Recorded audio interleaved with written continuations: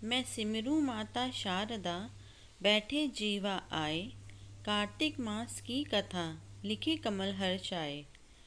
नैमिषारण्य तीर्थ में श्री सूतक जी ने 88,000 सनकादि ऋषियों से कहा, अब मैं आपको कार्तिक मास की कथा विस्तार पूर्वक सुनाता हूँ, जिसका श्रवण करने से मनुष्य के सभी पाप नष्ट हो जाते हैं और अंत समय में वैकुंठ धाम की प्राप्ति होती है।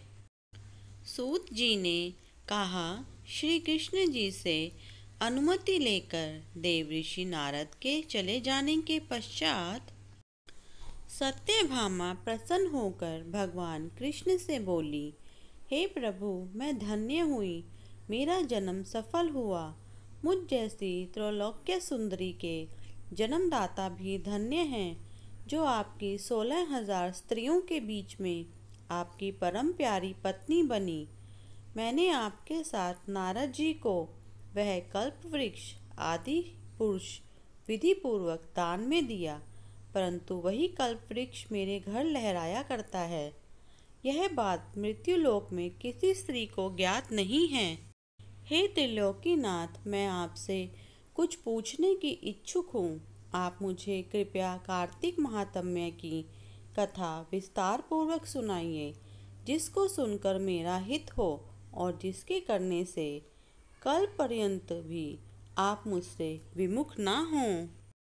सूत जी आगे बोले, सत्यभामा के ऐसे वचन सुनकर श्री कृष्ण ने हंसते हुए सत्यभामा का हाथ पकड़ा और अपने सेवकों को वहीं रुकने के लिए कहकर विलास युक्त अपनी पत्नी को कल्प वृक्ष के नीचे ले गए।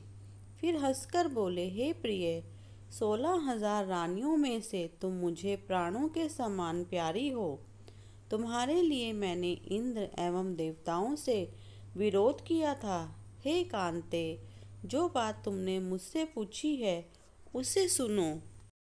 एक दिन मैंने तुम्हारी इच्छा पूर्ति के लिए गरुड़ पर सवार होकर इंद्रलोक जाकर कल्प वृक्ष मांगा।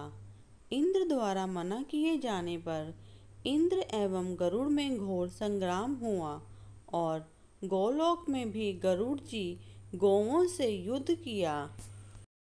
गरुड़ की चोंच की चोट से उनके कान एवं पूंछ कटकर गिरने लगे, जिससे 3 वस्तुएं उत्पन्न हुई।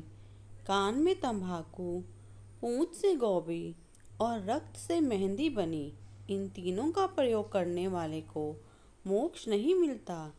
तब गौओं ने भी क्रोधित होकर गरुड़ पर वार किया, जिससे उनके 3 पंख टूटकर गिर गए। इनके पहले पंख से नीलकंठ, दूसरे से मोर, तीसरे से चकवा चकवी उत्पन्न हुए। हे प्रिय, इन तीनों का दर्शन करने मात्र से ही शुभ फल प्राप्त हो जाता है। यह सुनकर सत्यभामा ने कहा, हे प्रभो, कृपया मुझे मेरे पूर्व जन्मों के विषय में बताइए कि मैंने पूर्व जन्म में कौन कौन से दान, व्रत व जप नहीं किए हैं। मेरा स्वभाव कैसा था, मेरे जन्मदाता कौन थे और मुझे मृत्युलोक में जन्म क्यों लेना पड़ा। मैंने ऐसा कौन सा पुण्य कर्म किया था जिससे मैं आपकी अर्धांगिनी हुई। श्री कृष्ण ने कहा, हे प्रिय, अब मैं तुम्हारे द्वारा पूर्व जन्म में किए गए पुण्य कर्मों को विस्तार पूर्वक कहता हूँ, उसे सुनो। पूर्व समय में सतयुग के अंत में मायावीपुरी में अत्रि गोत्र में वेद वेदांत का ज्ञाता देश शर्मा नामक एक ब्राह्मण निवास करता था।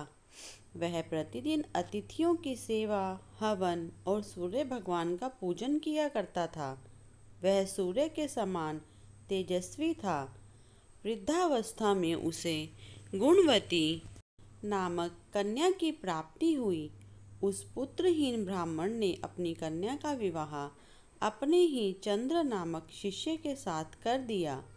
वह चंद्र को अपने पुत्र के समान मानता था और चंद्र भी उसे अपने पिता की भांति सम्मान देता था। एक दिन वे दोनों कुश व समिधा लेने के लिए जंगल में गए। जब वे हिमालय की तलहटी में भ्रमण कर रहे थे, तब उन्हें एक राक्षस आता हुआ दिखाई दिया। उस राक्षस को देख भय के कारण उनके अंग शिथिल हो गए और वे वहां से भागने में भी असमर्थ हो गए। तब उस काल के समान राक्षस ने उन दोनों को मार डाला। चूंकि वे धर्मात्मा थे, इसलिए मेरे पार्षद उन्हें मेरे वैकुंठ धाम में मेरे पास ले आए। उन दोनों द्वारा आजीवन सूर्य भगवान की पूजा किए जाने के कारण मैं दोनों पर अति प्रसन्न हुआ। गणेश जी, शिवजी जी, सूर्य व देवी, इन सब की पूजा करने वाले मनुष्य को स्वर्ग की प्राप्ति होती है। मैं एक होता हुआ भी काल और कर्मों के भेद से 5 प्रकार का होता हूँ। जैसे एक देवदत्त, पिता, भ्राता आदि नामों से पुकारा जाता है। जब वे दोनों विमान पर आरूढ़ होकर सूर्य के समान तेजस्वी, रूपवान, चंदन की माला धारण किए हुए मेरे भवन में आए, तो वे दिव्य भोगों को भोगने लगे।